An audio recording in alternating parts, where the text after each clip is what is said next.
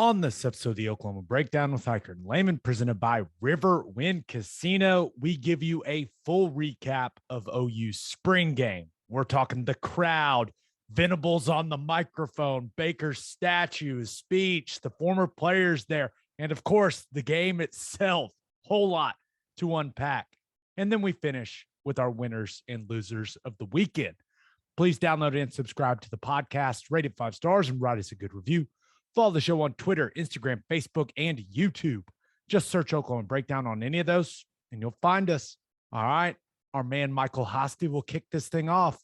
It's time for the Oklahoma Breakdown. It's a beautiful Monday, April 25th, and you're listening to the Oklahoma Breakdown with Ikard and Lehman, presented by Riverwind Casino. Riverwind is Oklahoma City's premier casino experience, and your health and safety are Riverwind's number one priorities. There are so many reasons why Riverwind is voted OKC's number one casino, but it all starts with their amazing variety of gaming thrills and excitement. Riverwind's beautiful award-winning environment plays host to more than 2,800 of the latest electronic games with a huge selection of table games, including blackjack, blackjack match, roulette, and Teddy's favorite, craps. No matter what your game, Riverwind has it in spades and hearts. And Riverwind will be featuring live music and local food trucks every month starting in May for the Beats and Bites Festival. Performers include the Randy Rogers Band and Scotty McCreery. If you need help finding your way, just visit riverwind.com. Riverwind Casino, simply the best. Now we're recording this Sunday night. Please leave us a 5-star review and a nice comment while you are at it.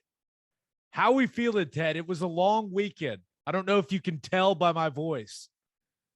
It was a long weekend, but man, it was fantastic.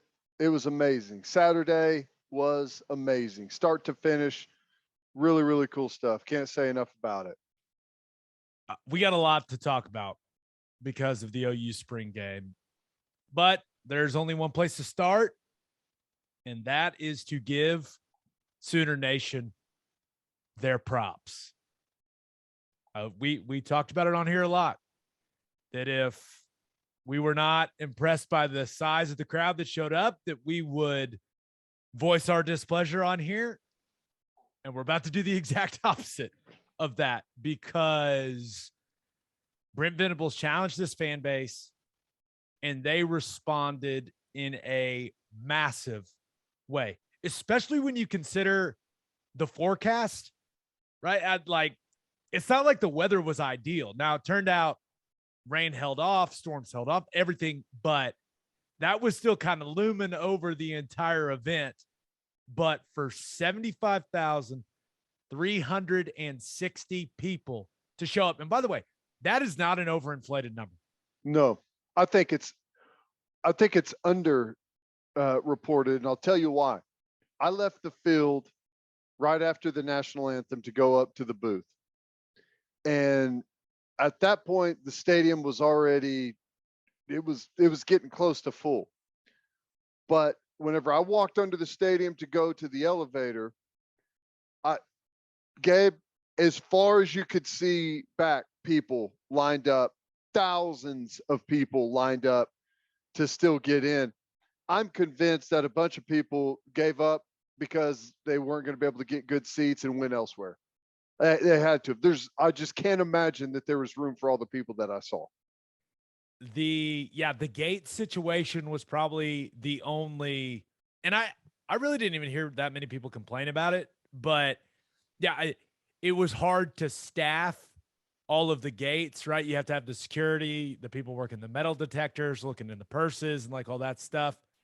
So yeah, all the gates weren't open, and that created a bit of a bottleneck, log jam, whatever term you want to use. But yeah, man, I was impressed. I was fired up, and I was thinking about like that was a better crowd than the crowd that OU had against Western Carolina last season. Oh, no doubt. There's no doubt about it, right? It's not close. It was amazing. It was exactly what I expected the fans to show up. I mean, Sooner fans, whenever they're called on, they show up. And my goodness, did they show up Saturday? It was awesome. And the best part, we've talked a ton about, like, you show up to support the program, and Brent Venables said, hey, this is how we go from good to great, right? Creating this type of atmosphere, this type of energy with the fan base, creating just an absolute nightmare of an environment for opposing teams when they come to Norman. But I know, and I know that maybe everyone that listens to this podcast isn't on Twitter, but you saw tweet after tweet from current players about how awesome that was, former players about how awesome that atmosphere was, and then recruits. And OU was the cool place to be on Saturday, which I'm not trying to make it sound like it hasn't been before, right? But everyone in the college football world was talking about the turnout in Norman. That was the goal. All the recruits talking about being in Norman. Some recruits say, man, I should have been in Norman instead of going somewhere else. Like, that's the exact type of reaction that Brent Venables was hoping to create with this crowd and with this spring game. And man, it honestly couldn't have gone any better. I don't think. I really don't think it could have. No. I think it was brilliantly executed from start to finish, starting Friday. The recruits were obviously, like you mentioned, eating it up. Former players everywhere, fans. I showed up early. I got on campus at about a little before 11 o'clock, and it looked like we were playing a Big 12 conference game. That's how many people were already there on campus corner, down around the stadium. It was packed. I knew as soon as I got off I-35 onto Lindsay Street that early, I was like, oh boy, we got some people in town. And honestly, I talked to someone on Friday that drove in from New Jersey. People drove in from Nebraska, from Iowa, from New Mexico, all over Houston, San Angelo, Texas. People from all over the place came in. And you know what they all said? Well, not all of them, but a lot of them said, I came because Coach Venables told me to, which I thought was awesome, And I just love that everyone, they are a part of it. And Venables made everyone feel like they are a part of it. Like, if you were there, you are in on whatever happens in the future. You're a part of it. There's no doubt about it. It was really cool. And he made everyone feel like a part of it during it, right? Yeah. Before the game, right? Takes the mic and cuts the best WWE promo in the history of college football. And I was told that he was just supposed to talk to the fans right there. Like, the thing he did, calling all the former players out, and you had already gone up to the booth. So you're not in the picture. What a loser. But he kind of ad-libbed that. And it was like, he was like, I want these guys to be recognized. And I think the final tally, I was told, it was like 255 former players there, and from all different generations, like guys that played 40 years before me, guys that played with me, guys that played out. Like, it was, and just the big name guys that were there.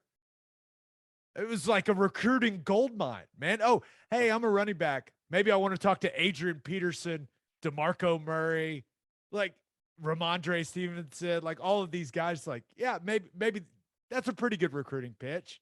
Quarterback, maybe I'll talk to Baker and Kyler. And maybe some of the big name guys, not as easily, but because of how cool and it all went and all the stuff that they had for the former players, my guess is there's going to be a lot of guys around a lot more often. That was the general consensus. I talked to Kenny Stills about this for quite a while on Saturday night about how that weekend felt like it's supposed to feel for former players. Yeah. Like, and I think you're not asking to feel like like a celebrity or anything like that, but just like we all felt so appreciated and comfortable, right? Like it embraced, and not just by the fan, but like the staff, like everyone coming up and saying hi. We were all talking to recruits. Like it was, I don't know, it just felt the way it's supposed to feel. And I'm with you. I think that's going to continue. Right? I think guys appreciate feeling appreciated. Yeah. And they're going to be more willing to help this program in whatever way they can moving forward because of the experience we all just had this weekend. Totally agree. Totally agree. It was awesome when Coach Venables has the mic. It's so fun. Like whenever he says Boomer and you get the whole crowd yelling Sooner, that was so cool. I loved every minute of it. That's a great picture. By the way, you're not in it. I don't know if you forgot, but you're not. You weren't on the field for the picture. Okay, before we talk about the actual game, Baker Mayfield, it was his weekend, right? Now, of course, there was the combination of things with BV and the new members of the staff and the fan base just being so fired up from what has transpired over the last couple of months. But there are a lot of people to see Baker Mayfield get his statue unveiled and to support Baker Mayfield. And I thought the speech was great, right? Got choked up. You could tell how much that moment meant to him. You could tell how much OU means to him. And the timing is great, right? Because kind of at the crossroads of his career in the NFL, and he's got a lot of football left to play, but I thought it was so awesome to be able to see the fan base show the support that they showed on Saturday. Because like normally at halftime, like you're going and getting concessions, you're going to the bathroom. It was like no one left their seats. And we all wanted to see that speech. And I thought he did a great job. Kept the composure. Thought he was going to cry there for a second. Cracked a little bit. No, definitely cracked a lot of it. But it was really good. Thanked everyone, right? Thanked, fans, coaches, teammates, support staff, right? Talked about how much all of it meant to him. And then one of the cool parts, like you forget, and he grew up like as an OU fan, like as a little kid, like, hey, I dreamt of having a statue out there and now I do. Like it's an awesome story, man. I know his pro career hasn't gone as well as he wanted it to go, but he still can get it done in the NFL. But like his story, it's a fantastic story. It's great. He is to be a Sooner fan and to grow up that way. And, he was talking about throwing the football around outside of the stadium as a little kid. And then to have a statue out there, it's just awesome. Which, by the way, he says all the time that I snubbed him for an autograph whenever he was at a game. He's a total liar. It's a made up story. If anyone hears it, do not believe what he says. Total fabrication on his part. But he is, I'm telling you, he's the most entertaining football player I've ever seen. He's a great representative for the University of Oklahoma. And even at the press conference afterwards, whenever he talks about, stiff arm and little brother, and they've got to live with that forever. He's just perfect, man. That was such a great line. He's like, yeah, they got to deal with that for forever. That was awesome. I thought one of my favorite lines in the speech, right, was, I think he said, "What? We never left, but we are back." Mm-hmm. I liked that. That was good. Like, and it's kind of exactly how everyone was feeling. Yeah. Right. If you didn't walk away from that game saying, we're winning a national championship and it's not going to take very long for it to happen, then I don't know, you witnessed something else than I did, because it was amazing. The whole thing was amazing. Um, Baker with that line, Venables talking about the halftime speech and the new tradition, and just it could not have gone better. Honestly, this Saturday could not have gone better. Are we going to Beginning talk to about? end was perfect. Are we going to talk about the statue? Yeah, I walked by it. It looks fine in person. It looks fine. Like I bad think lighting the night before. bad lighting the night before, right? Because from that straight on shot that was circulating all over Twitter, you can't tell it's a headband. It just Right. looks like when you see it in person, it's very clear. It's like, oh yeah, that looks good. And then you got the towel and all this stuff, and because we know like the play Right. that it's from in the Bedlam game. So I think number one, it has been established. Statue making is not easy. Tough. Yeah. Tough. And if you're one of those people complaining about it, become the go-to statue person on the planet. Fix it if you're so offended by how some of these statues that people make are good. Fix it. Become the statue person. Here's what I will say though. And I've never made a statue, okay? I never have. I've never even attempted to make an honest like drawing of a person for real. But this has got to be a rule of thumb for everyone. When in doubt, make the ears smaller. Right? When in doubt, make the ears smaller. I don't think anyone's going to ever complain about their ears being too small on a statue. Too big? Yes. Too small? No. I don't think so. I would say the same applies to nose as well. Yeah. Yeah. I don't think anyone's going to complain. Be like, my nose looks a little small there. You don't want to walk away from the statue ever even noticing the nose or the ears. I think that's a good rule of thumb for statue making. But when I first saw it, I was like, okay. It was a bit like I should not have seen it in that the lighting, the whole situation was not good. But after seeing it outside, I think it looks great. It looks very adequate. Yeah. Very adequate. It's Baker Mayfield. It says it's him right on the base of it. It's not that hard. I will say, does it kind of look like T-1000 from Terminator 2? Yeah, it kind of does. We could say the statue's adequate. We know it's Baker. It's good. But also acknowledge, it kind of looks like the villain from Terminator 2. It kind of does. It's fine. Which that's not a bad thing. That's reasonable. That's reasonable. But no, I thought it was great. My wife told me people were mad that it got unveiled on Friday night and this picture was circulating and not at halftime of the game. Did you hear any of that? I could understand why people are mad about it, but there was a big event for like former players, and I think people that donors financed the statue paid for it. Yeah. Yeah. So those people want to see it first. I get it. Right. You got to play the game, man. Like, right. No statue doubt. didn't build itself. I asked my wife whenever she says that people were upset, I was like, does that mean like there was one person that said something, or is there like really a growing number of people? But all in all, I thought it ended up being pulled off really nicely, man. The only other random thing I want to bring up before we actually recap what happened on the field, Jason Witten was randomly there. Yeah. I don't know.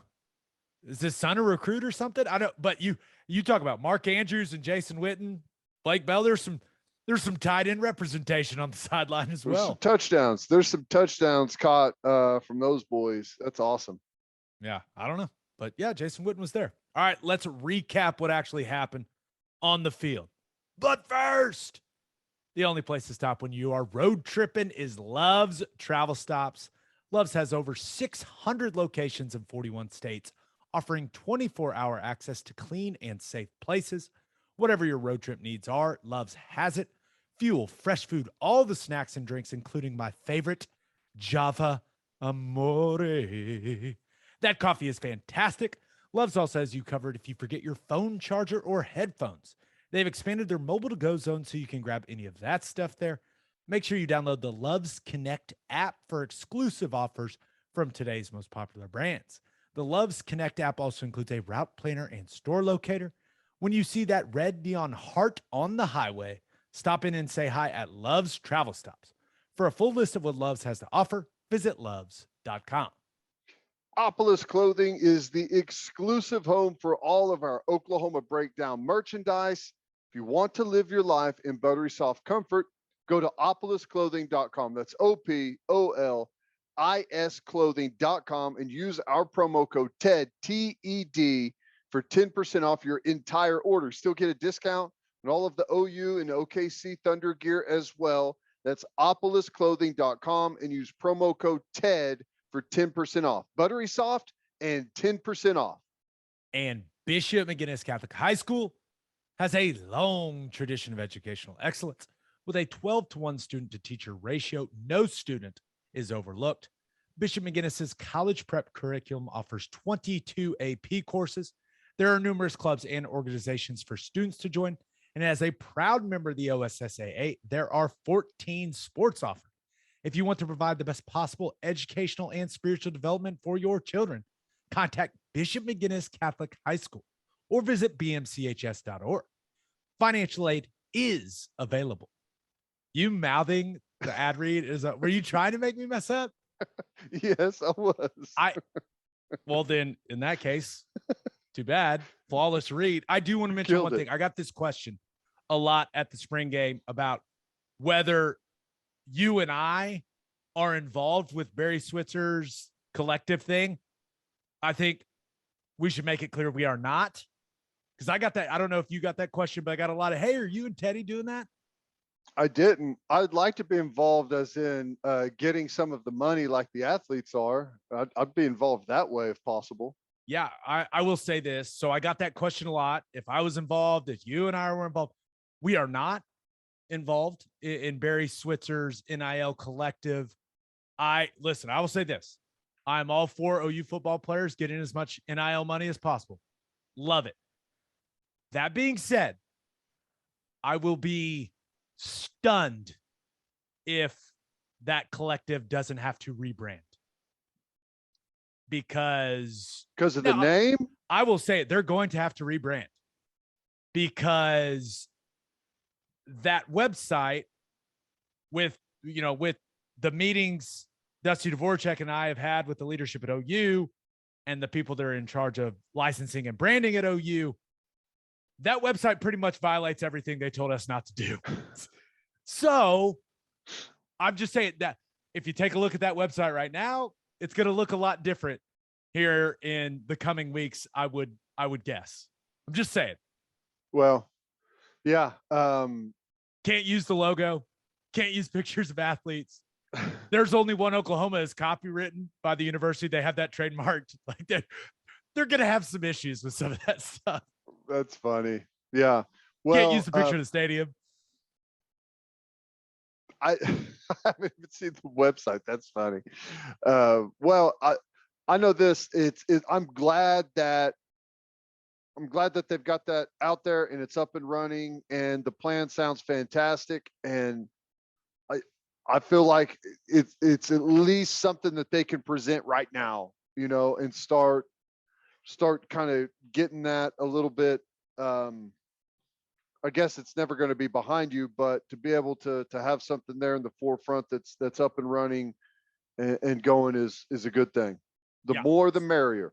Yeah, the more the merrier, right? And there are multiple. We're actually, we're kind of building out our concept right now, and also I think we're going to end up partnering with another group that also wants to help OU athletes get NIL dollars. So yeah, there's going to be multiple players in this whole thing, but I will say I was strongly advised not to go the nonprofit route by some tax experts. They were like, "Hey, how about you don't?" I was like, "Okay, I won't." Yeah, that seems like that could be a can of worms. Let's just say we're excited that OU's players have options, but got some kinks to iron out. That's it. Yeah. I'm just, like I said, I'm glad. And it looks like it's not football. It's, was it football, softball, Men's basketball. Is that what was going on with it? Yeah. Good stuff. And they used Hopefully a picture of a current softball athlete in an OU jersey, which you can't do. Well, maybe they paid her for it. I don't know. You have to get permission from the university. You got to remember, those images are owned by the university. Yeah. Especially when the logo is on the jersey. That's crazy. Well, I'm glad it's going. Let's get her cleaned up and off and running. Just get it ironed out. It'll be fine, I think. All right, spring game. Recap. You want to start with offense? That's kind of how we do it during the season, right? We talk offense, then defense. So offensively, got a glimpse of Jeff Lebby's tempo, right? And I think everyone can understand that they are going to play at an extremely fast tempo. And they kept things pretty simple in the passing game, pretty simple with the run concepts that they showed on Saturday. But I feel like we all got a good sense of how Jeff Lebby wants to create space in the passing game, those super wide splits from the outside wide receivers, being well past the numbers, creating those throwing lanes for Dylan Gabriel, a lot of RPO stuff, and just trying to get guys the ball in space and let him make plays. And thought Dylan Gabriel looked pretty good, all things considered, right? 35-mile-an-hour wind just kind of blowing, gusting throughout the entire scrimmage. But I thought early when he was kind of having to go with both teams, I was like, this dude's going to get tired. Just like, because he was just going, he went like 6 drives in a row, didn't he? Yeah. So I was like, but what that first big throw to Weiss, right? I think that was a good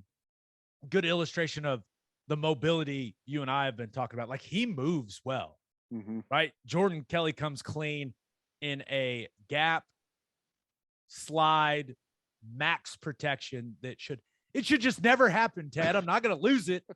I'm not, but it should not happen. Left tackle, keep your eyes in your gap.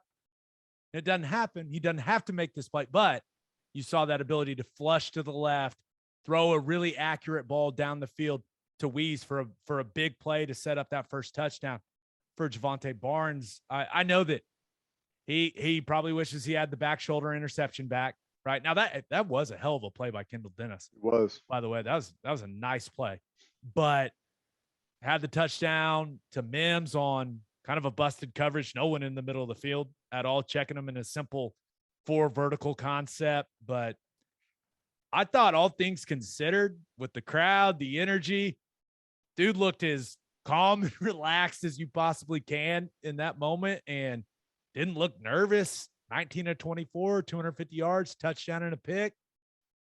Looked pretty damn good, man. He did. Oh, I really liked how he orchestrated the offense. He did a really good job getting to the line, moving them fast, always pressing to get up on the ball and get ready. Just had total command of the offense is what you're looking for. And, the tempo stuff is, got to remember, OU the defense has been practicing against the offense all spring. Now, it's not a whole lot of time, but that was the 15th practice. And they've done a lot of moving the ball and scrimmage type scenarios. They've had some work defensively against that tempo. You got to imagine a defense that hasn't worked against that tempo, because currently no one else in the Big 12 does that, right? At least not at that pace. Remember, Oklahoma State did it for forever, and they've gone away from it. Yep. So you gotta imagine that teams are going to be, it's going to be like drinking from a water hose in a football game, because a scout team cannot replicate that. They just can't. You can try all you want, but you're never going to be able to go that fast with a scout team. So you're going to be going into a game having never really defended it. And it's going to take a while to really, I mean, it's going to take a half to kind of settle into the tempo that you're getting. It's relentless. It never stops. So you got to keep that in mind a little bit whenever you're watching the spring game, because the defense, they know that tempo. They've played against it all spring. So while even they were struggling with it, imagine when they face a defense that hasn't prepared for it. So I think that's something that's critical to keep in mind. But and I asked you about this, is I think that, and especially in the fall, I think that tempo, as long as the offensive line is in shape, and I imagine they're going to be in even better shape come the fall, I imagine going to make it way easier to play offensive line. Yeah, when you're in much better shape than the defensive lineman you're going against, because you've had an entire summer workout, the entire June and July, all tailor-made, because knowing you're going to play with that tempo and incorporating that and that philosophy into the workouts. So you have that build up in the summer, then you have all of training camp to practice that tempo. Yeah, you get to, week 3 in Lincoln, those guys from Nebraska are going to be like, what the hell? Right. And the thing that, and you saw it in the spring game, and we talked about it on the broadcast, Ted, like when you go that fast, the defensive line cannot sub. And if they try to sub, you're going to catch them either with 12 men on the field, or they're not going to have enough guys. They're not going to be lined up. Like, you're going to have a big advantage of as an offense if they do try to sub in some of those situations. But defensive tackles are used to playing 2, 3, maybe 4 snaps in a row. All of a sudden, they're out there and you're on play 7 of the drive and you've been running tempo the entire time. They become useless, essentially. They're just bodies on the field at that point. Yeah, and the play calling goes for that.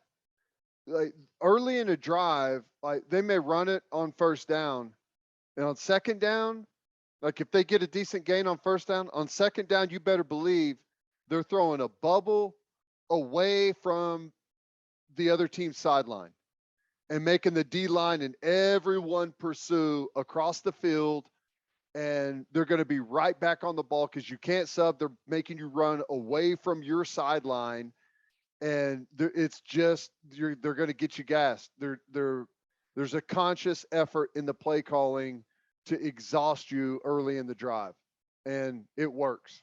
It does. Yeah. And the tricky thing that Jerry Schmidt and his strength staff have to figure out is, like, how do we get these guys in incredible shape while still making significant strength gains and speed gains and flexibility gains? Like, that's why you're paying that man what you're paying him, right? Because it's not easy, right? When you're running that much and you're trying to build up the ability to play offensively with that tempo, it's hard to do that and to really pack on muscle on guys. But it sounds like they feel very confident that that's exactly what they're going to do. Yeah. Because they saw some really good results in winter workouts. So going to be a long summer of building some cardio capacity. Oh my gosh. Okay. Running backs. Thought Eric Gray, we knew he wasn't going to do much. Had that nice 50-yard run, right? I think that's where you see a little more explosiveness from him this year, a little more strength and explosiveness in that lower body this year. He loves the new offense. I talked to him about it on the sideline, just how it puts him in positions to use his vision and use his quickness and finds him a little more space. And that's just not on the edges. That's with some of the stuff that Levy has has put in with that zone scheme like that can be within the tackles or on the backside. You saw several of those runs in the game kind of fit off the backside of these zone concepts. So I thought Eric Gray looked good. Javonte Barnes, whew. I know that he didn't have any like big, long, explosive runs, but you hand him that thing, he looks explosive. The acceleration, had the 2 touchdowns where I thought he showed nice leg drive and power punching those in. So I think he looked good just like I expected him to out there. I think there's a pretty good chance that in 2 years, he may be the best back in the Big 12.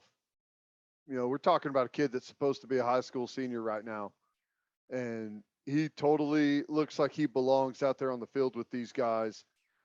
Big, tall.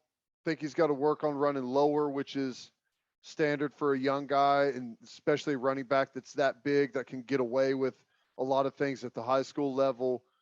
But he's got a great jump start. And I would imagine that a summer with Schmitty, a good, tough, physical fall camp, like I imagine that's going to be, halfway through the season, Javonte Barnes is going to be a dude. Yeah. Now, no Marcus Major in the game, right? Because now I did talk to him and he said he's healthy, said he's good to go, that it was just precautionary because he had missed so much of spring ball.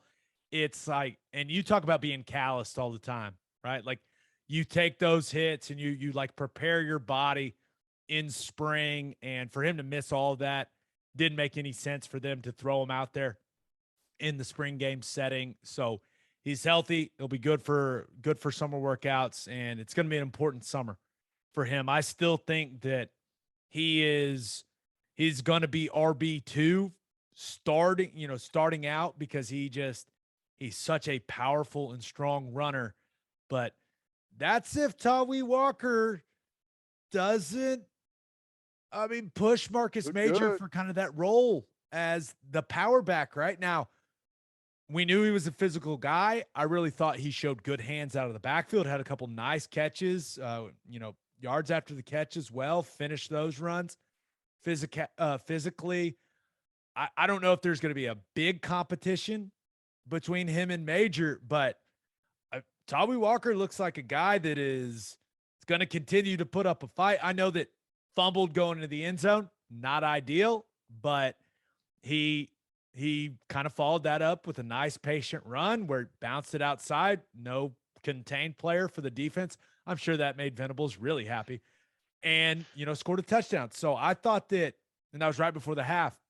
I thought that all things considered, he's the guy. I guarantee you he's the guy that all OU fans are talking about on Monday going, dude, hey, right?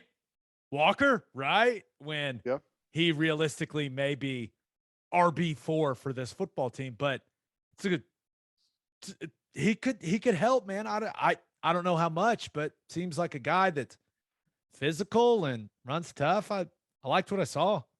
Had a nice showing. Yeah, that one run where he, was patient, started in the interior and cut it all the way back to the outside, and that's kind of what that zone game does is the edge guys get impatient, think that you've tucked it up on the inside. They start peeking in to go help, and you bounce it out around the edge and you're off to the races. Thought that was a really good run and blocked up nicely. Good job by him.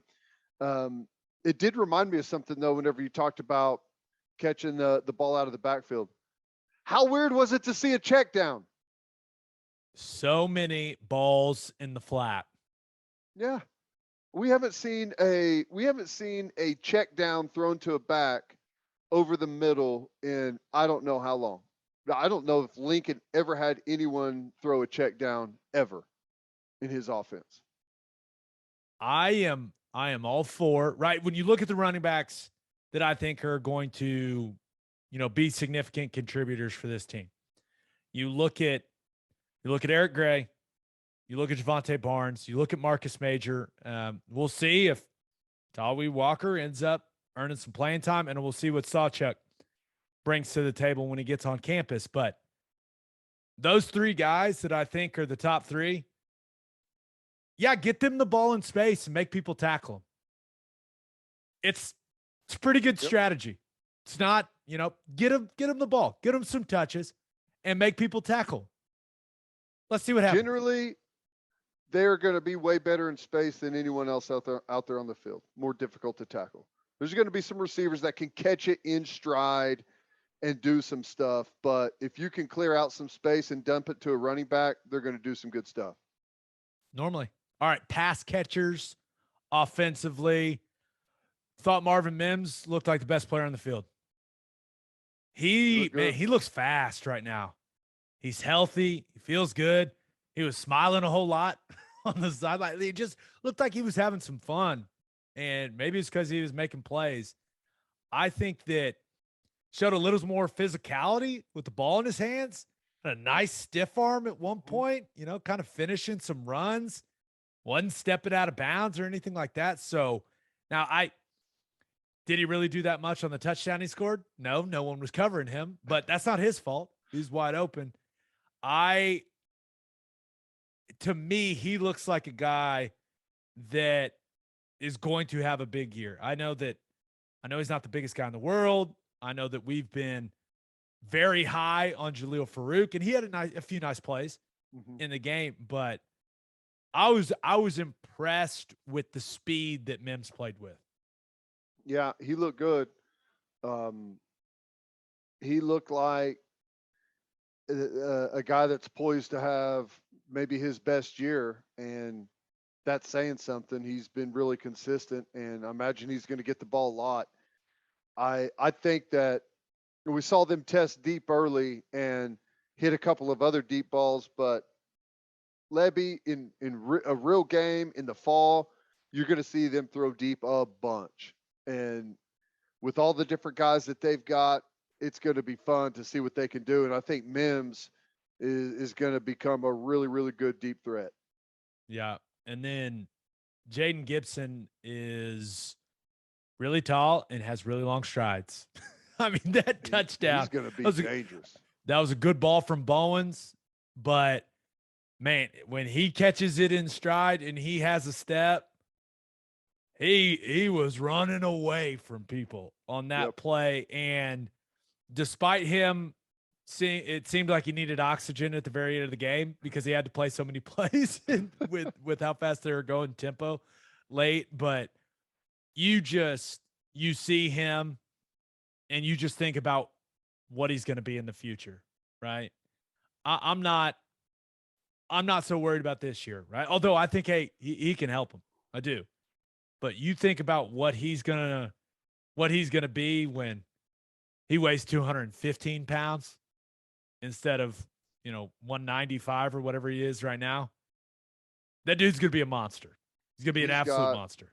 He's got the frame to put on some serious weight, and I agree. I think the sky's the limit for him. And you said it best a couple weeks back when we were talking about these guys. It's a basketball team, and it really is.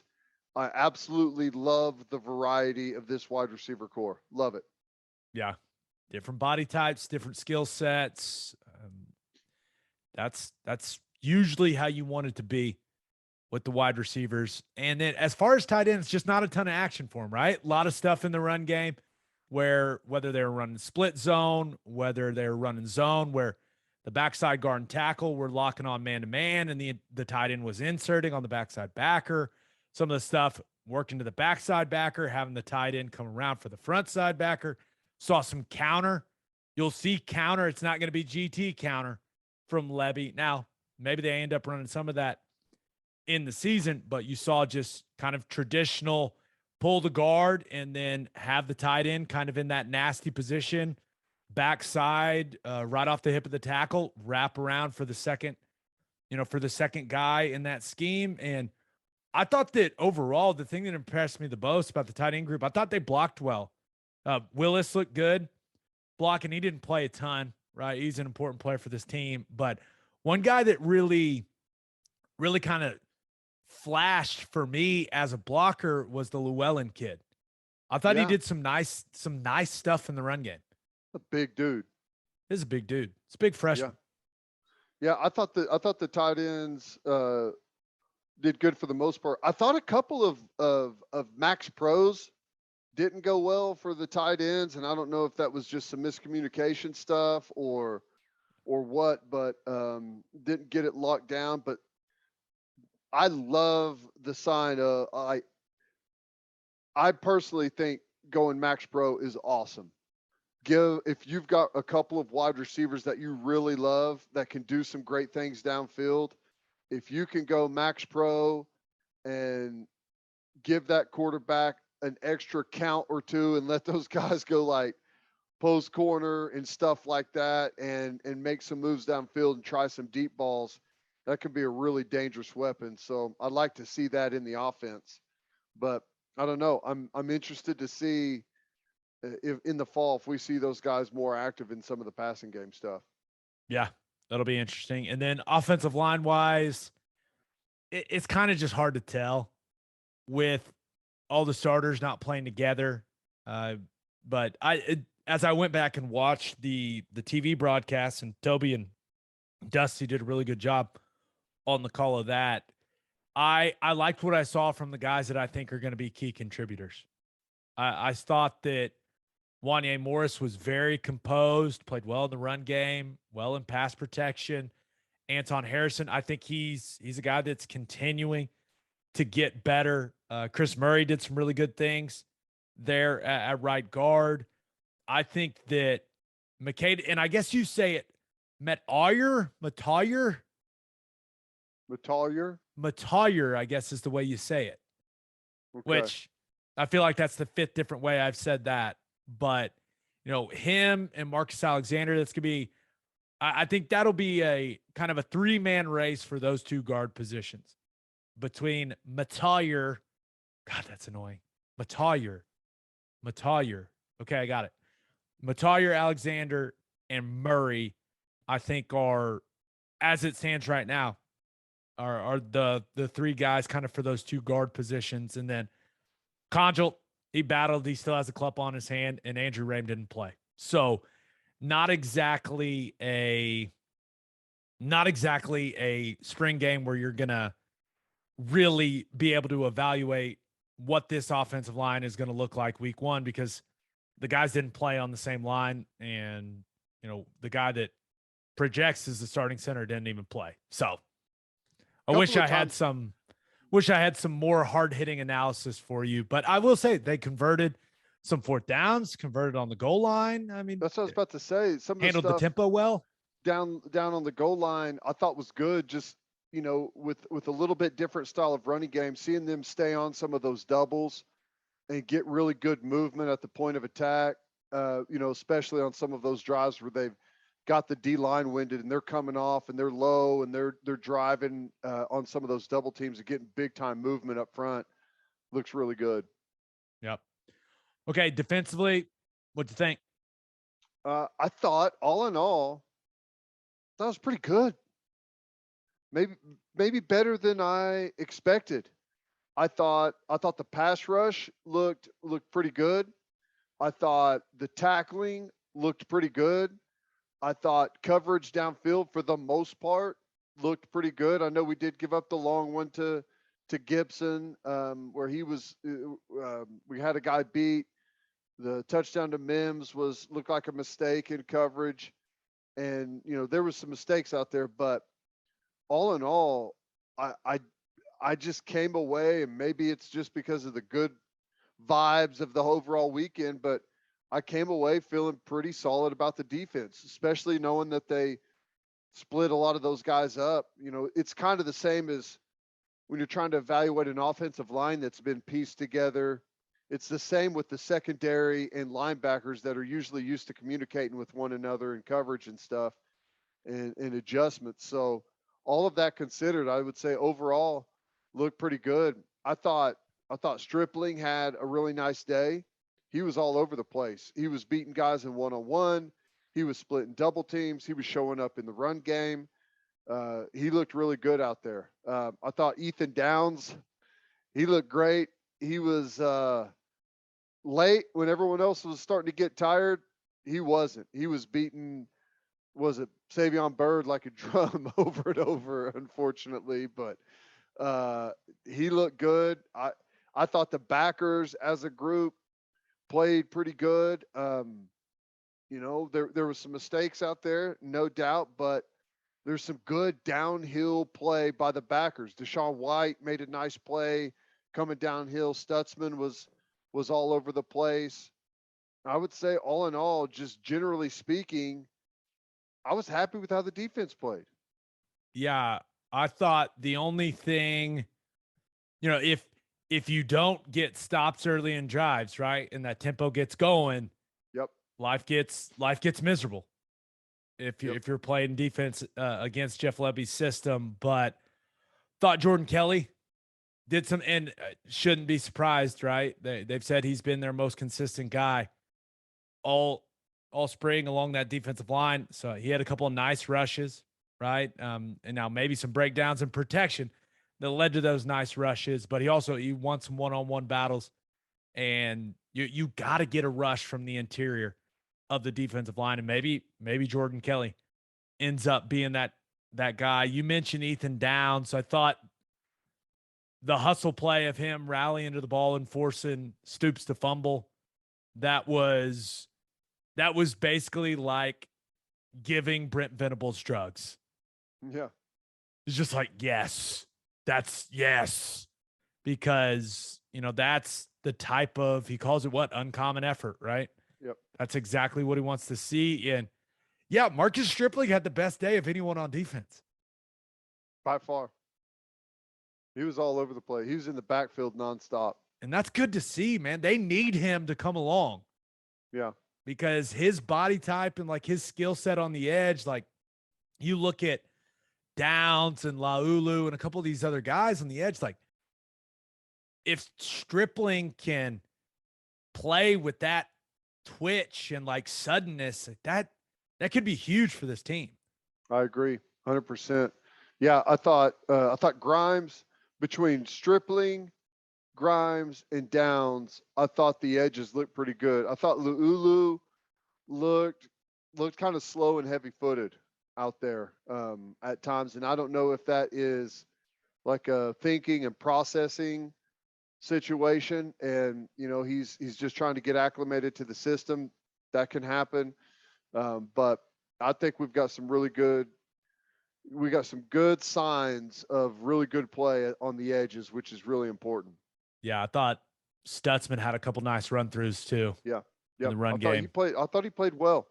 I did. I thought he played well. I saw a couple of times he got the come here from Venables and had to run over there, and you see him, yes sir, yes sir, yes sir, and then trying to get back over there and make a call, get the defense set up. But he's active. That's the thing you love about him, is he can run. He's active, plays hard. The rest is going to come. Yeah. And then Billy Bowman, it's going to be fun to watch his growth at safety, right? There's a couple moments where you're like, okay, you can see the inexperience. And then there's a couple moments where you see the explosiveness and the speed and the power, and you're like, oh, this could end up being really good. You know what? I'm really interested to see Bowman, Key Lawrence, and if Justin Harrington can get it together and play that nickel spot, and we'll also do some 3 safety stuff at times, like that's a really athletic group. And I know Bowman's a little on the small size, but the other 2 are not. There's some really good things. Jordan Mukes made some plays back there too, and he's got some good size at safety. And he I don't know if gave anyone up some plays. Yeah, and I don't know if anyone's seen the video of our boy from Tulsa Union that's not here yet running the 100 meters. Woo! I cannot wait for that dude to get on campus. He's going to look good. So, no, I think we've got some good things going in the secondary. And I thought corner was strong. I thought the corner play was pretty good. Yeah, I mean, other than you think about the big plays in the game, clearly, hey, Gibson just won, right? And Gibson then won, and Theo Weiss, whenever you got the quarterback scrambling out, was a really nicely thrown ball. That's a tough one to win on. Can't let the quarterback get out of the pocket like that. But there was some good stuff in the secondary from the corners. yeah. All right, let's get to call your shot. And we asked you something pretty simple. Your number one takeaway from OU's spring game. This first one comes from John Human on Twitter, who says, the team walking arm in arm with coach in the middle, one unit, there's only one. New tradition, right? Yep, that was pretty cool. And you know what's interesting? I've always wondered about this. OU,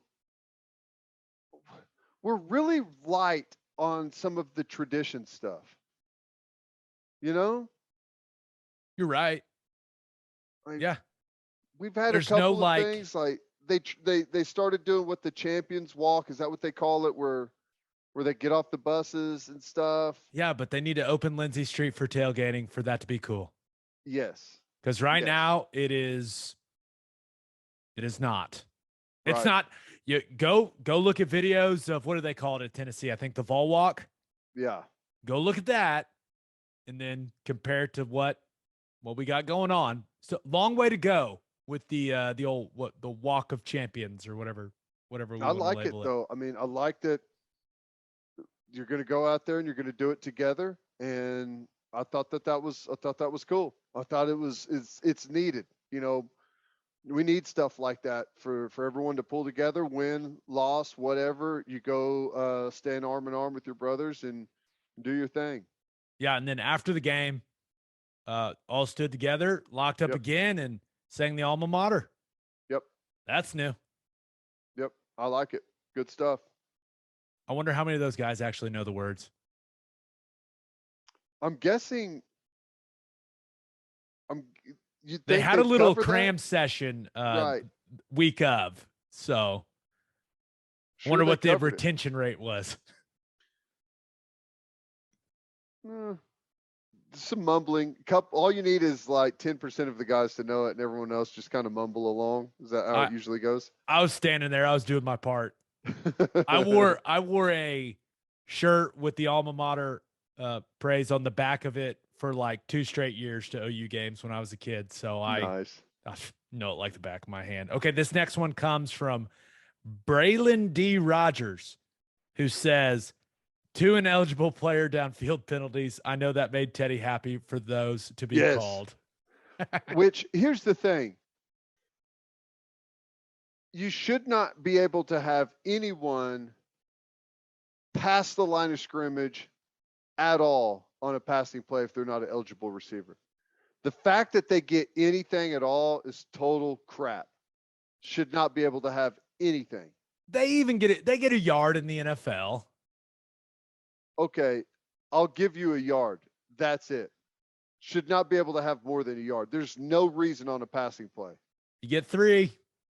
3 yards is a huge territory. There's no reason for that on a passing play. If the linebacker reads run, which, by the way, the reason, so some people were wondering, why are we getting these ineligible receiver downfield penalties? Because this is true RPO.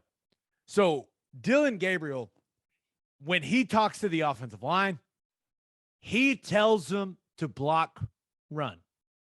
When he's communicating that to them, he's telling them a run play. Now, there are route concepts that are coming off of that with the wide receivers. And if he likes the numbers matchup, or if he's reading one guy in particular to see how he's playing the situation, he may throw the pass concept, whether that's a bubble, whether that's a different route combination. Like, that is on the quarterback. There's 2 plays happening at once. Correct. There's a running play and there's a passing play simultaneously.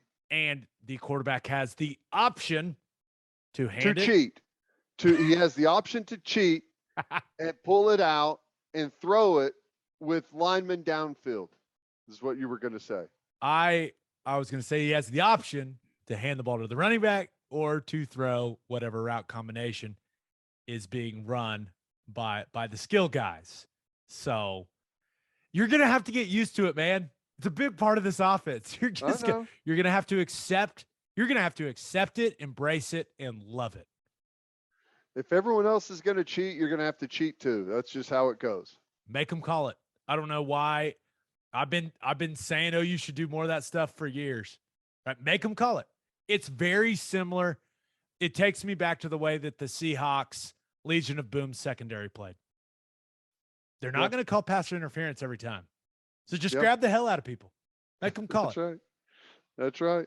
I feel the same way about RPOs. And mate, you're going to be blocking linebackers and banging slants right in behind them. And your head may explode, Ted. I know. It's frustrating, but whatever. This last one, actually, there's two more I want to get to. This one comes from David Holt, who says, and this is not Mayor David Holt. This is a different David Holt. Although we appreciate both of these. We appreciate both David Holts. He says, we will be hearing a lot less of both you boys on the broadcast when the Sooners have the ball because of lack of time in between plays. That's true. Yep. I may not talk all year. I was talking with Chad about that. It's like, if you're going to tell what happened and the formation and what went down, there's no time for anything else. I mean, it's pretty quick.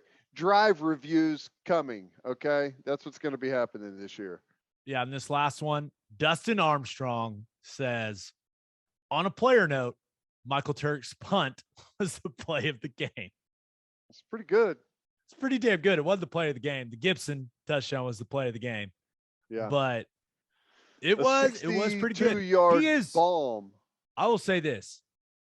Two exciting things. He's really good at punting. And I know you are beyond excited that they are running an actual punt formation now. Oh, it's the greatest thing ever.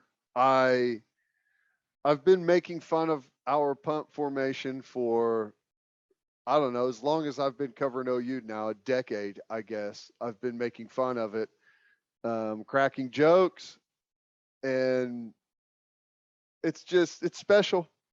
It's special to see a real punt formation, right? It's beautiful. It's a thing of beauty out there. Couple of wings, a personal protector, two gunners. Let's get it on.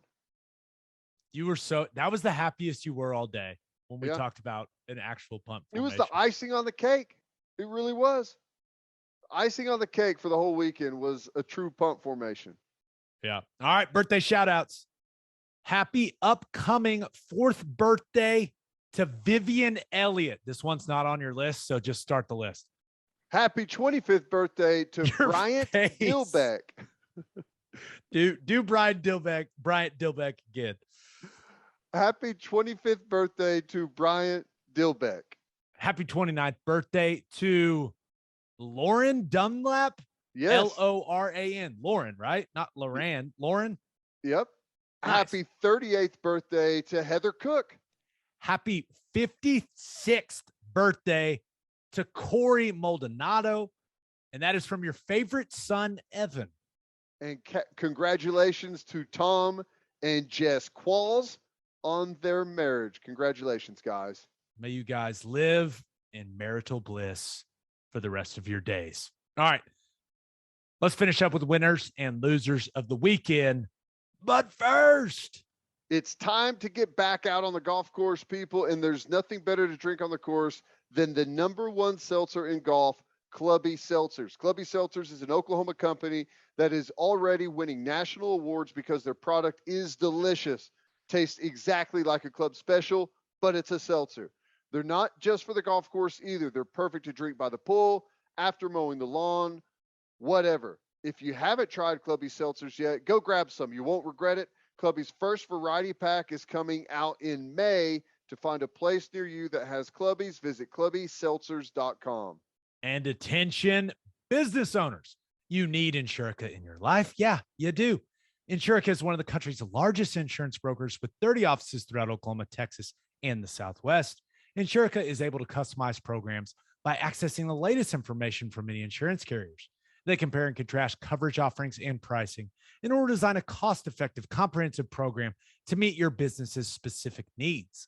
Insurica's clients become best-in-class businesses by working with Insurica's team of advisors, to manage risk. Purchasing insurance is only one way to protect your business. Best in class businesses win by avoiding loss in the first place.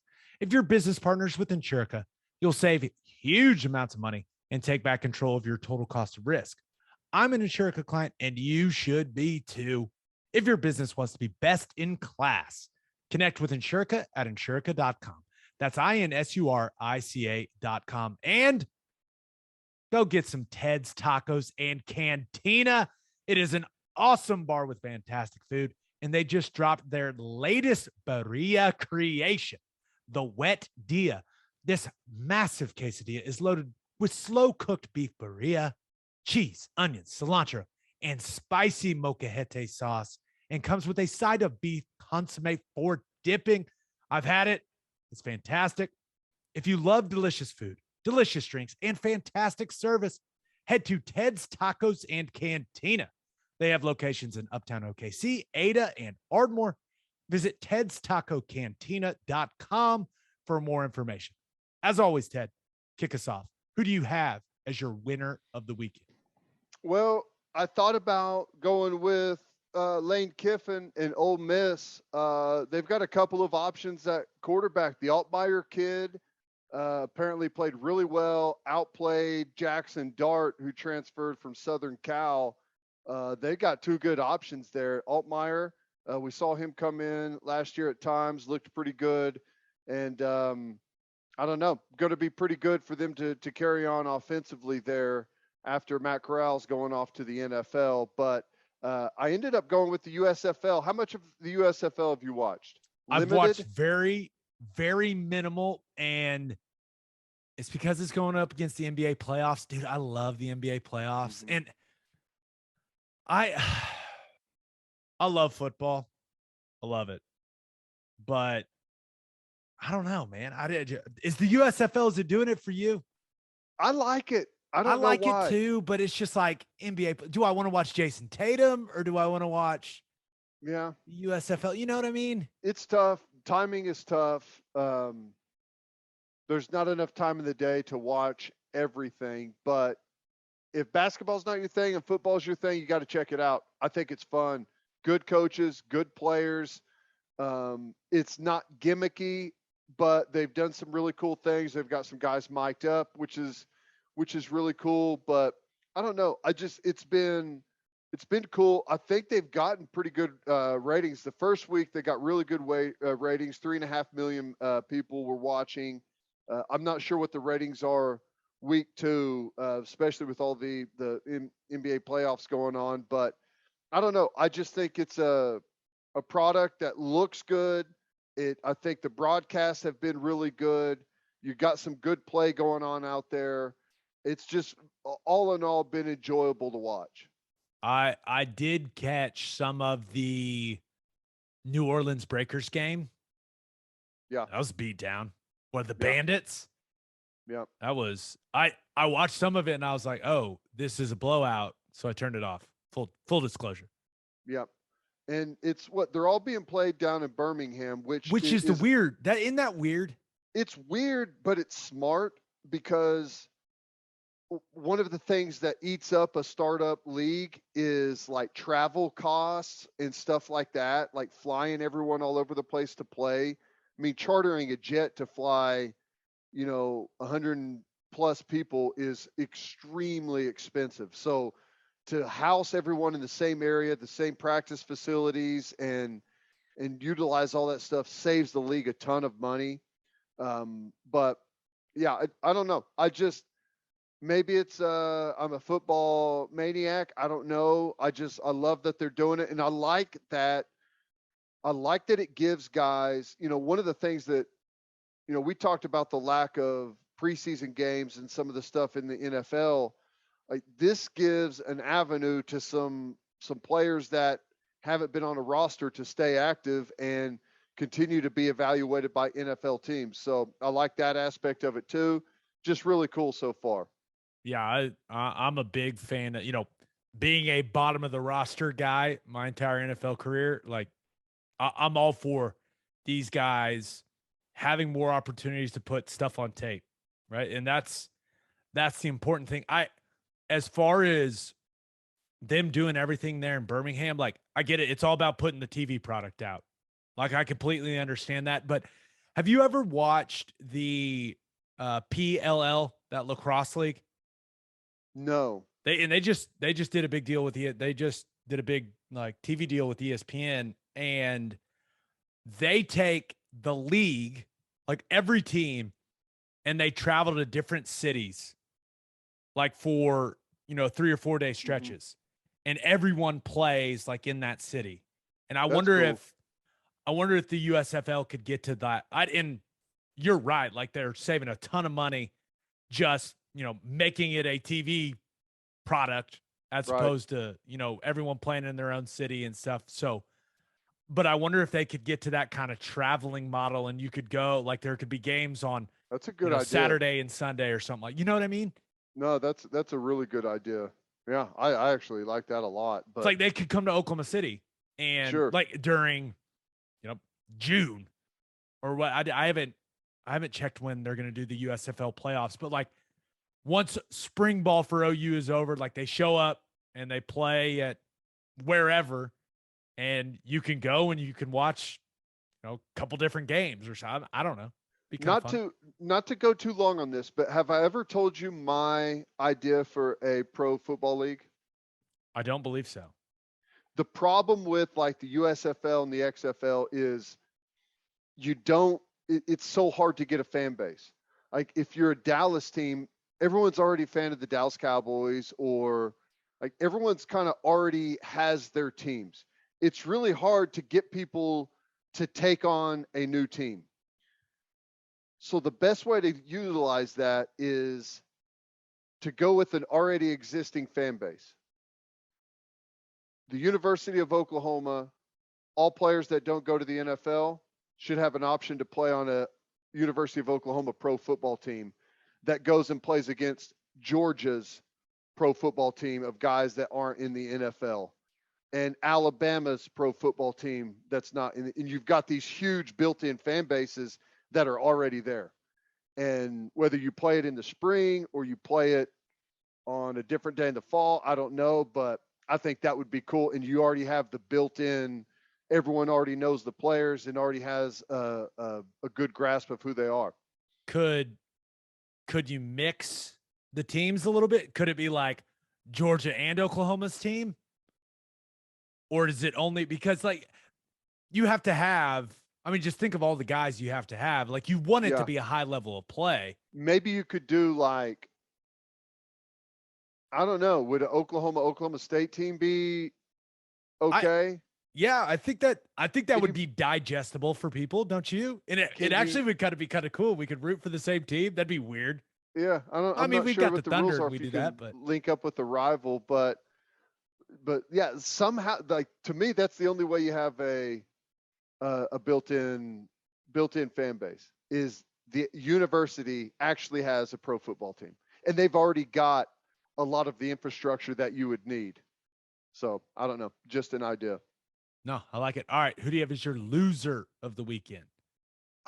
Well, I thought about going with Yankee fans. Did you see that deal? Why were they throwing all that stuff? I don't know. I guess they're Yankee fans. I mean, no. I shouldn't be stunned. What a wild scene. It's just, that was crazy. But I had to go with Ben Simmons. You know, the way that the trade went down, everyone's kind of been holding out hope. And I wouldn't expect that he would be of much help anyways.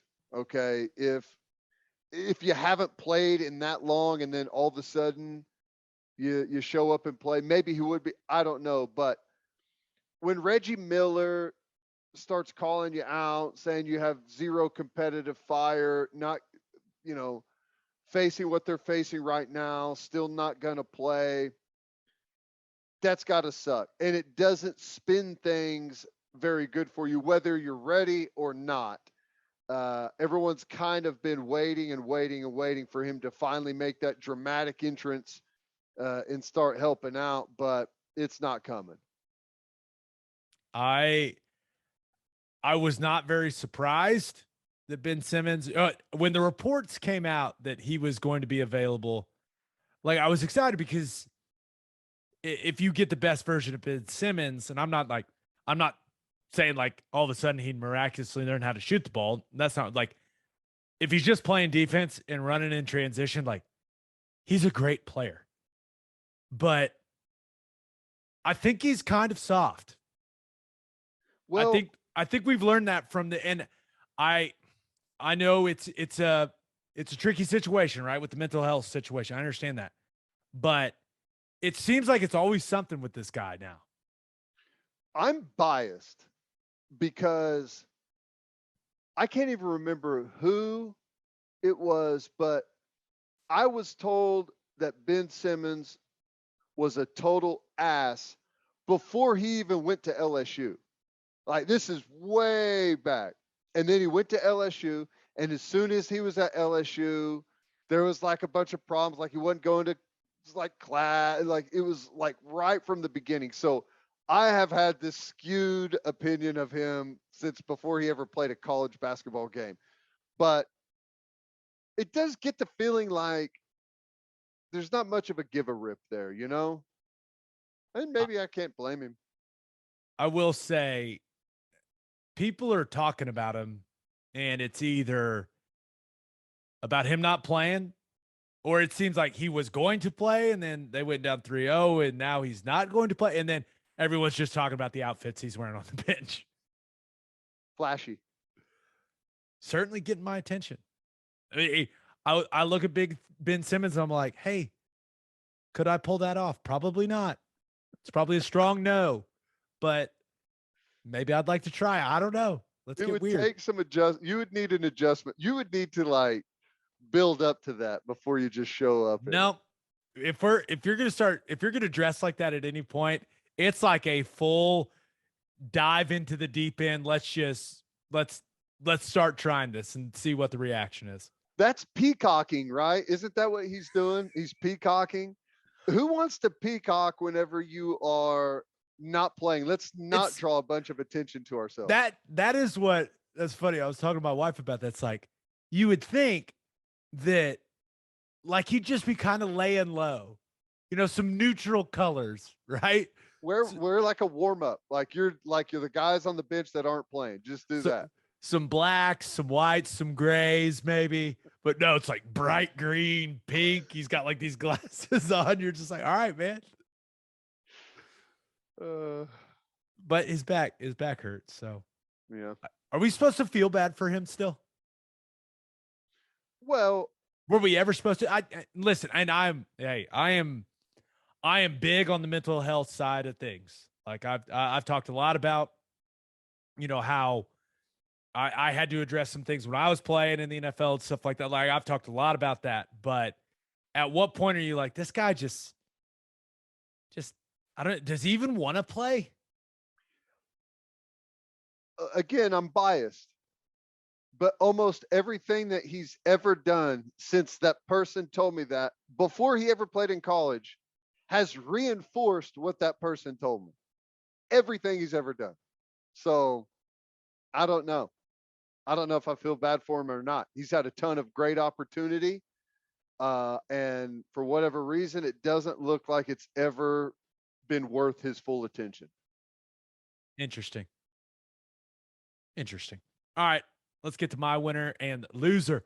But first, First Fidelity Bank is a full-service financial institution based in Oklahoma with tailored solutions for all your personal and business needs. Checking accounts, saving accounts, home loans, and much more. They do it all, whether it's online banking from your computer or mobile banking from your phone. Everything is stress-free with FFB. Making mobile deposits, paying bills online, and moving money to different accounts could not be easier. First Fidelity Bank provides free ATMs worldwide, making banking convenient wherever you are.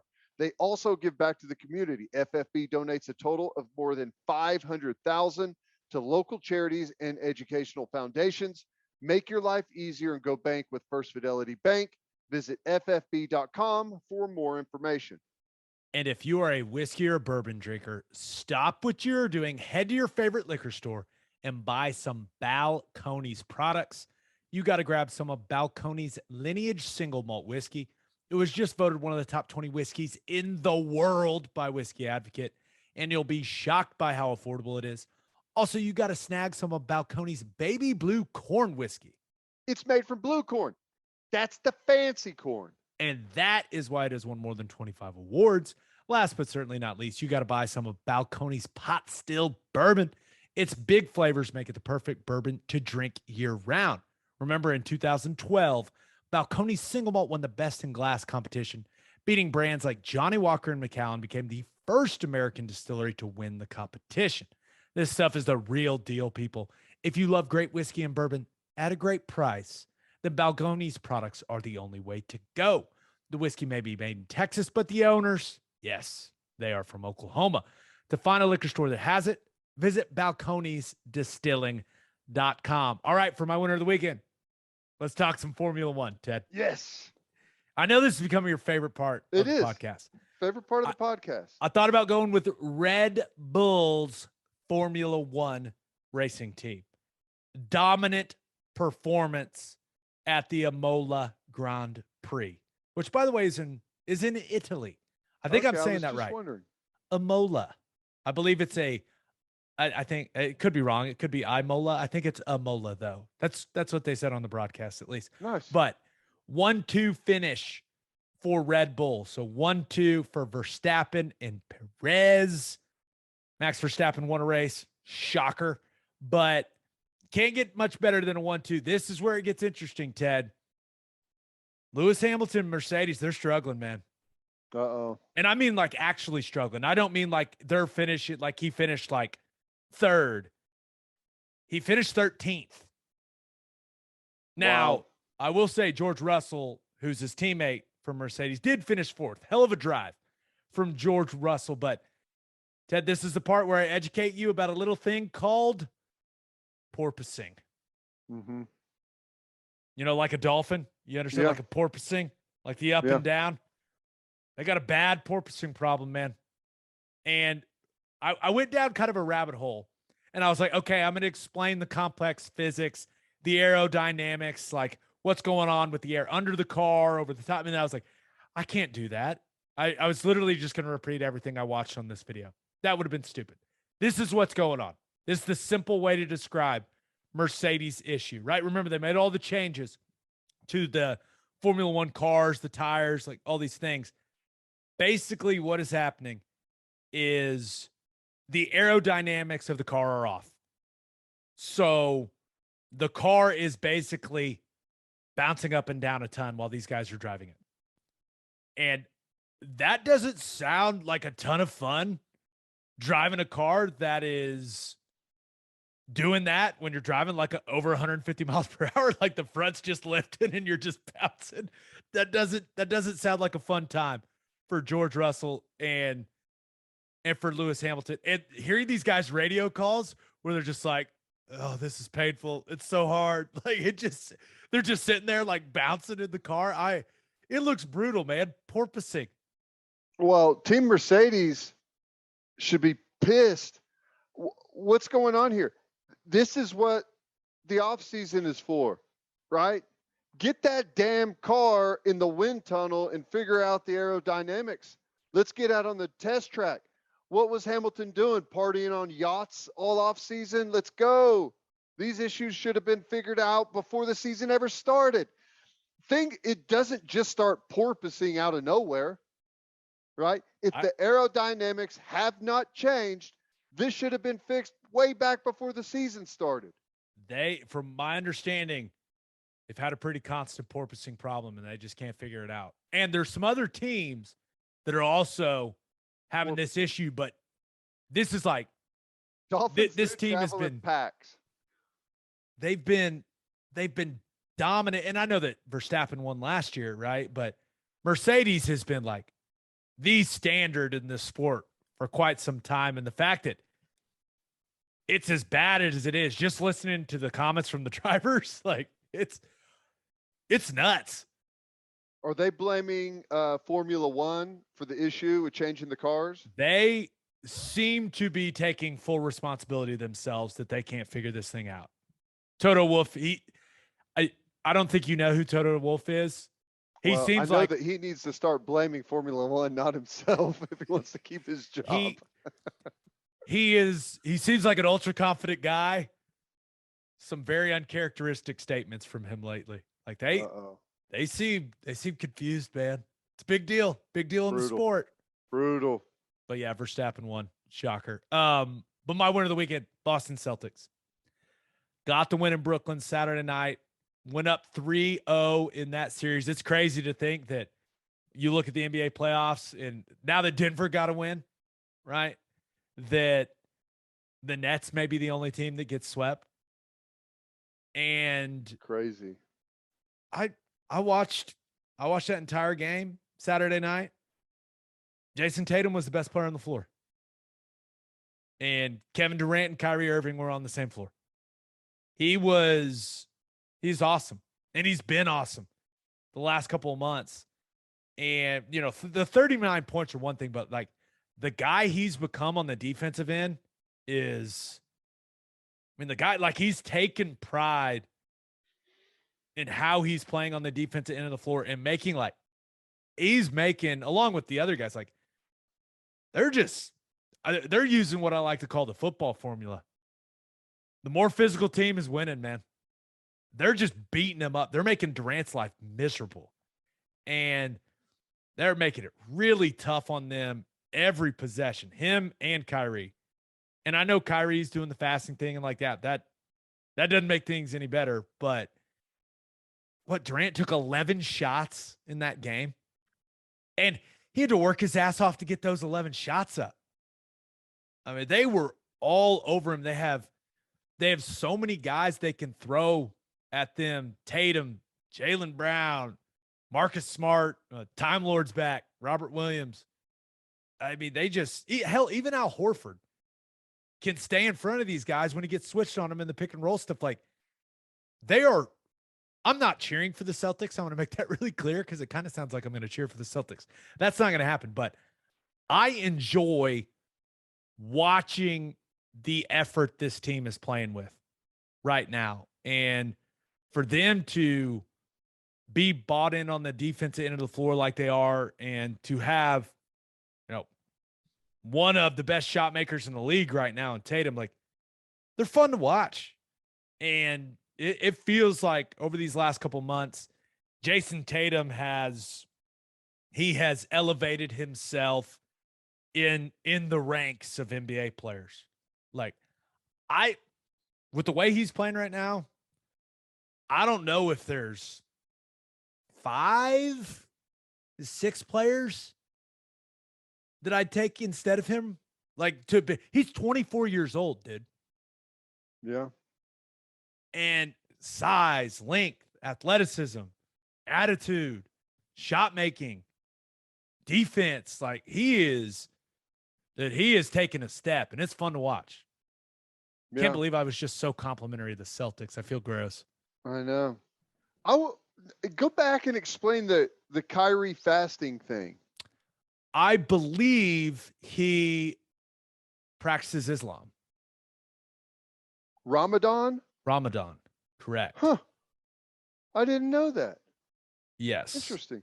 Which, hey, do what you got to do. But that when you talk about playing in the NBA playoffs and not being able to eat or drink anything. What is it? Is it just at night? It's when the sun's up. So it's when the sun's up. So I have it reversed. I believe so. Let me check because it'd be really embarrassing if I got that wrong. Say something about Kyrie. Well, Ramadan fasting rules. Kyrie. From dawn to dusk. So is that dawn to dusk? During the day. That's during the day, right? Yeah. Okay. So I had it right? Did I have it right or did you have it right? Yeah, you had it right. Okay. Interesting. Okay. That sounds so like you're playing in the playoffs. That was probably just the stupidest minute in the history of this podcast. Us being like, wait, what? But yeah, so you got that. And then Durant, to me, Durant looks worn out. He just, and it's because the Celtics are making him have to work so hard to get his shots and just get space. But also, like, you go back and look at some of these minutes he's logged this year just to get him into the playoffs. I mean, he's getting old, man. A lot of miles. I think he's worn out. I think he's tired. Yeah. Yeah. It's interesting. He's taken an interesting path, man. Kevin Durant has. And I'm sure it's got to be weighing on him. It's got to be really frustrating to be where they are right now. Yeah. He joined up with Kyrie Irving. That's a strategy.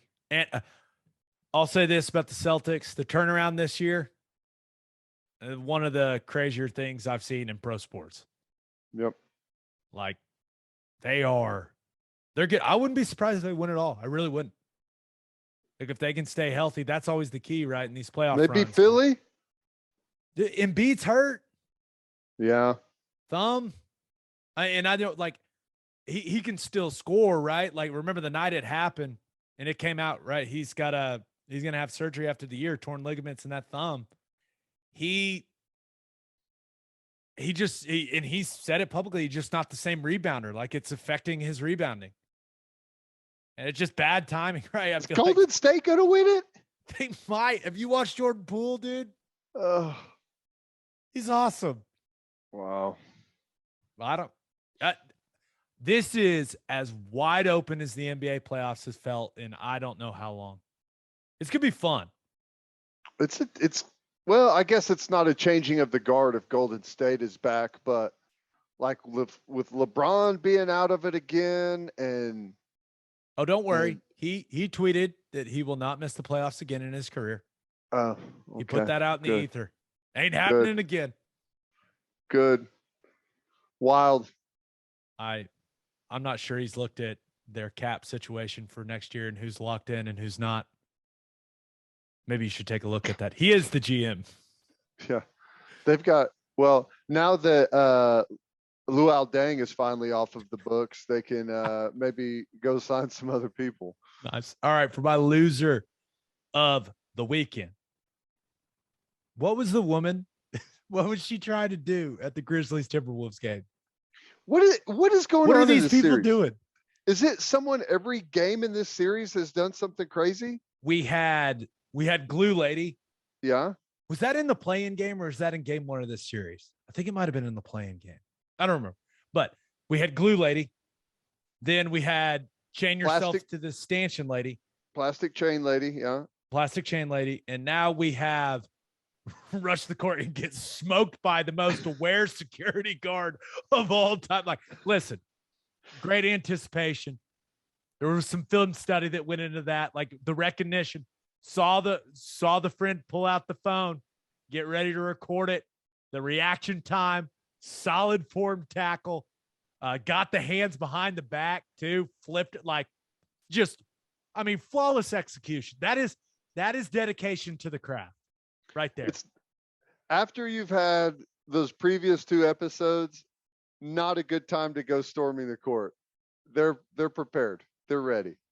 It was just a beautiful, beautiful all-around play by the security guard. Everything about it, just incredibly well done. Awesome. But my loser of the weekend, I'm going with college football graduate assistants. A lot of people know them as GAs because this came out last week that there are going to be some changes, right? Because now when you look at a GA's life, they're already doing the worst stuff, right? They're doing all the film breakdown, all the tagging of the film. They're doing all the busy work that no one wants to do is what they have to do. And that creates some long hours. It's not an easy gig, but it's kind of a rite of passage up the coaching ladder. Well, the NCAA playing rules oversight panel approved 3 things this week, and I am assuming that 2 of these things that were approved will make GA's jobs even worse. Because the first thing they approved, we've all been asking them to make adjustments to the targeting rule, right? We're hoping maybe it could be a tiered thing, like, hey, one's a 15-yard penalty, the other you get kicked out. Like if it's just egregious. It was egregious. You were trying to hurt a guy, right? You're launching in his head, like all that stuff. So we're all hoping maybe we would get to that system at some point, but it's unlikely, right? With how the optics of player safety. So the oversight panel, the rules oversight panel made this adjustment. If a player gets ejected for targeting in the second half of a game, in a game that has instant replay, conferences will have the ability to appeal the decision with video evidence to the NCAA National Coordinator of Officials to try to convince them that a player shouldn't miss the first half of the next game. So I guess this is like an appeals process, if you will. And when I saw it, I was like, okay, that's interesting. Isn't that kind of just saying then that your refs got it wrong? But okay, whatever. But then I realized, who's going to be in charge of pushing the conference to do that and putting the clips together and writing the report and all that stuff? It's going to be GAs, Ted. Yep. It's going to be one more thing.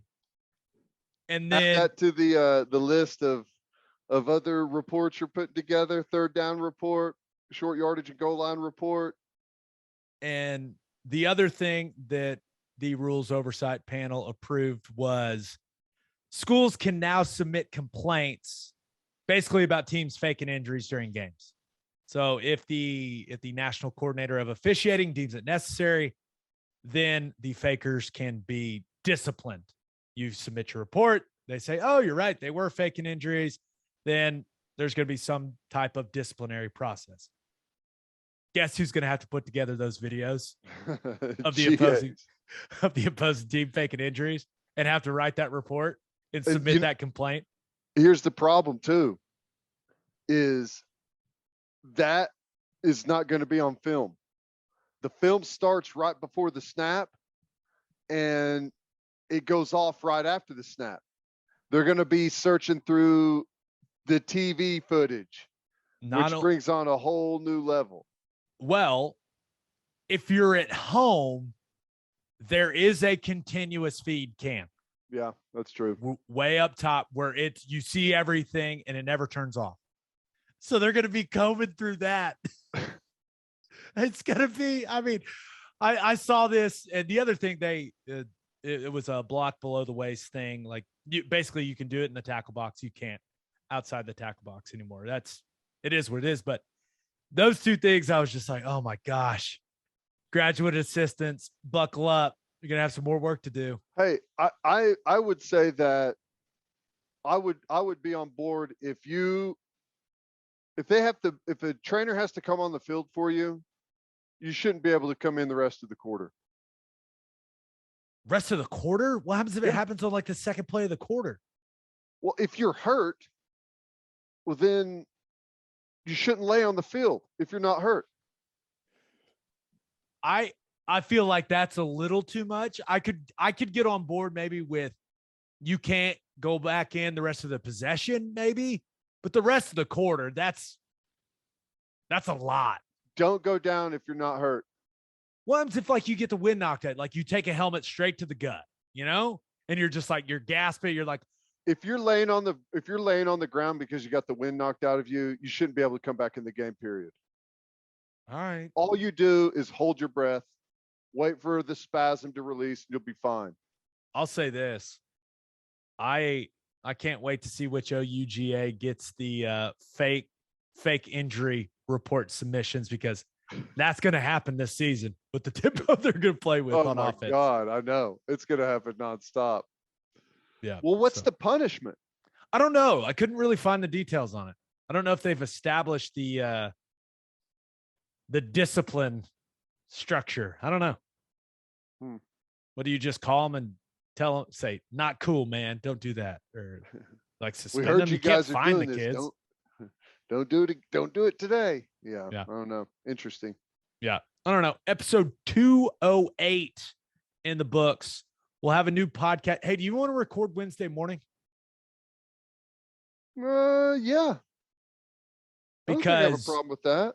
Because we've got Dane Brugler, the NFL draft analyst for The Athletic, and I want to get that out because the first round's Thursday night, so I want to get it out a little earlier. Yeah, I'm down with that. Let's do it. Yeah, I haven't asked my wife, so okay. I know I just suggested it, but I'll get back to you. If you get permission, let me know, and I'll see if I can get permission. Yeah, let's both get permission, and maybe our middle of the week episode will be out a little earlier than usual, kind of like it was last week. Just a reminder, you can hear Teddy from 3 to 6 on 94.7 The Ref. You can hear me from 3 to 5 on Sirius XM Big 12 Radio, channel 375. Hope you all have a great week. Until next time, we appreciate y'all for listening, and do what you always do, Oklahoma. Take care of each other.